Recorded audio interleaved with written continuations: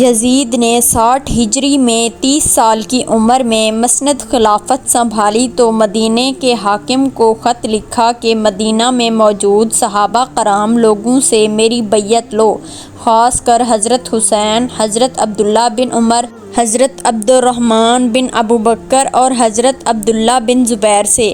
اگر انہوں نے بیعت سے انکار کیا تو ہر طرح کی سختی سے کام لیا جائے گا۔ ان تینوں اصحاب رسول صلی اللہ علیہ وآلہ وسلم اور حضرت امام حسین نے یزید کی بیعت سے انکار کر دیا۔ یزید کی حکومت اسلامی اصولوں کے مطابق نہ تھی، لیکن یزید دن رات اسی تنگ دو میں لگا رہا کہ کسی طرح نواسۂ رسول صلی اللہ علیہ وآلہ وسلم سے بیعت حاصل کر لے، کیونکہ ان کی بیعت نہ کرنے سے کبھی بھی اس کی حکومت سنبھل نہ پائے گی۔ جب مدینہ میں حالات خراب ہونے لگے، شر اور فساد پھیلنے کا خطرہ بڑھا تو امام علی مقام نے مدینے سے ہجرت کا ارادہ کر لیا۔ آپ نے رات کے وقت اپنی والدہ حضرت فاطمہ علیہ السلام اور بھائی حضرت حسین کی قبروں پر حاضری دی۔ 28 رجب کو رات کے وقت اپنے خاندان اور اصحاب رسول کے ساتھ مکہ کی طرف سفر شروع کر دیا۔ 5 روز کا سفر کرنے کے بعد قافلہ 3 شعبان کو مکہ میں داخل ہوا، جہاں پر آپ کا شاندار استقبال کیا گیا۔ مکہ میں قیام کے دوران لوگ رسول خدا امام کے نواسے سے فیض حاصل کرنے کے لیے روزانہ قطار در قطار حاضر ہوتے۔ 10 رمضان المبارک کو حضرت امام حسین کے پاس عبداللہ بن وال کوفہ سے خط لے کر مکہ میں حاضر ہوا، اور اس کے بعد ہزاروں خط نواسۂ رسول کو عراق سے موصول ہوئے کہ آپ کوفہ تشریف لے آئیں، ہمیں یزید کی حکومت منظور نہیں ہے۔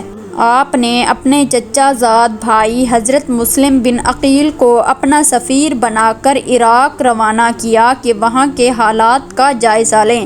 6 شوال کو تقریباً 18,000 کوفیوں نے حضرت مسلم بن عقیل کے ہاتھ پر بیعت کر لی۔ سب حالات کے بارے میں حضرت مسلم بن عقیل نے حضرت امام حسین کو خط لکھ دیا۔ یزید نے انہی دنوں کوفہ کے گورنر کو نرمی برتنے پر برطرف کر دیا اور ابن زیاد کو کوفہ اور بصرہ کا گورنر مقرر کر دیا۔ ابن زیاد نے لوگوں کو ڈرایا دھمکایا اور قید میں ڈالا، اور آخر کار حضرت مسلم بن عقیل کو بے دردی سے شہید کر دیا گیا۔ دوسری طرف حضرت مسلم بن عقیل کا خط پڑھ کر حضرت امام حسین نے اپنے قافلے کے ساتھ کوفہ کی جانب ہجرت شروع کر دی۔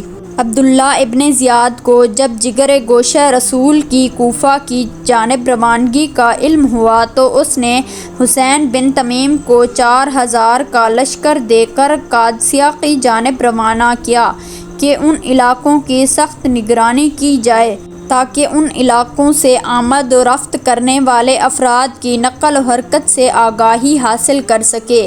حرباً یزید ریاحی کا 1,000 کا لشکر بھی حسین بن تمیم کے لشکر کا حصہ تھا، جو قافلہ حسینی کا راستہ روکنے کے لیے بھجوایا گیا تھا۔ ابو مخنف نے اس سفر میں حضرت امام حسین کے قافلے میں شامل 2 اسدی افراد سے نقل کیا ہے کہ جب قافلہ حسینی شراف کی منزل سے روانہ ہوا تو دن کے وسط میں دشمن کے لشکر کے ہر اول دستے اور ان کے گھوڑوں کی گرد نہیں نظر آنا شروع ہو گئی۔ بس امام علی مقام نے ذو ختم کا رخ کیا۔ حرباً یزید اور اس کے سپاہی ظہر کے وقت حضرت امام حسین آمنے سامنے آ گئے۔ نواسۂ رسول نے اپنے قافلے کو حکم دیا کہ ہر اور اس کے سپاہیوں کو اور گھوڑوں کو پانی پلائیں۔ چنانچہ انہوں نے نہ صرف دشمن کے لشکر کو سیراب کیا بلکہ ان کے گھوڑوں کی پیاس بھی بجھا دی۔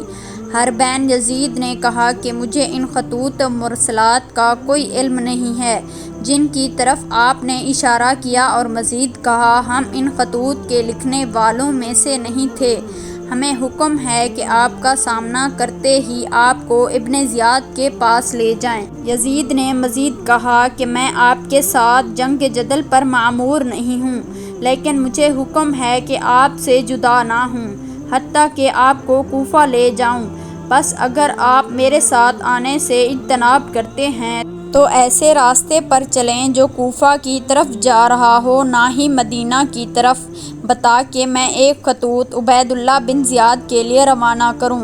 آپ بھی اگر چاہیں تو ایک خط یزید کے لیے لکھیں تاکہ شاید یہ امر عافیت اور امن آشنی پر منتج ہو جائے۔ میرے نزدیک یہ عمل اس سے کہیں زیادہ بہتر ہے کہ میں آپ کے ساتھ جنگ جدل میں آلود ہو جاؤں۔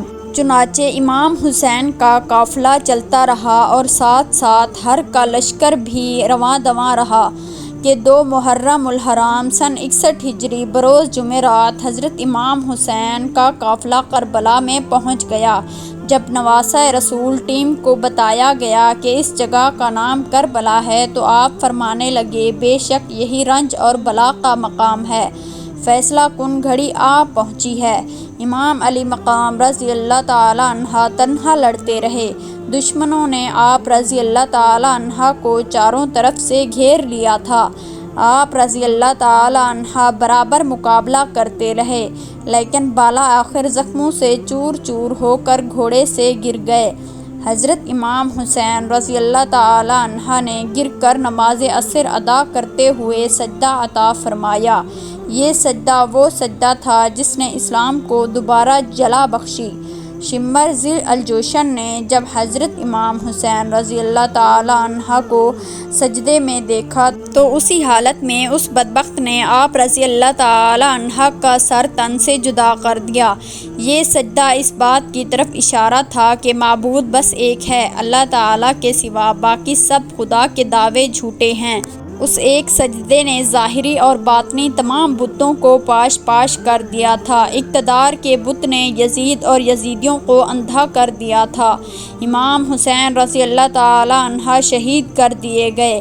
آسمان زمین پر گہرا سکوت طاری تھا، وقت کی سانسیں تھم گئی تھیں، حق اپنے نئے انداز سے جیت گیا تھا۔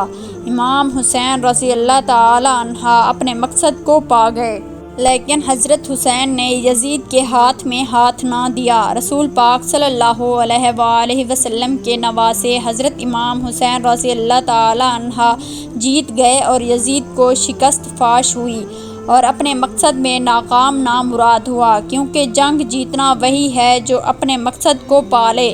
حضرت امام حسین رضی اللہ تعالیٰ عنہ نے بتا دیا کہ باطل جتنا بھی زور آور ہو جائے، حق کے سامنے کبھی سر نہیں اٹھا سکتا۔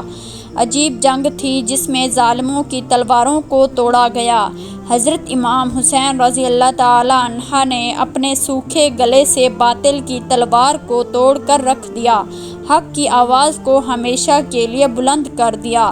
میرے امام حسین رضی اللہ تعالیٰ عنہ کو اب یہ آواز اذان حق کی صورت میں قیامت تک گونجتی رہے گی۔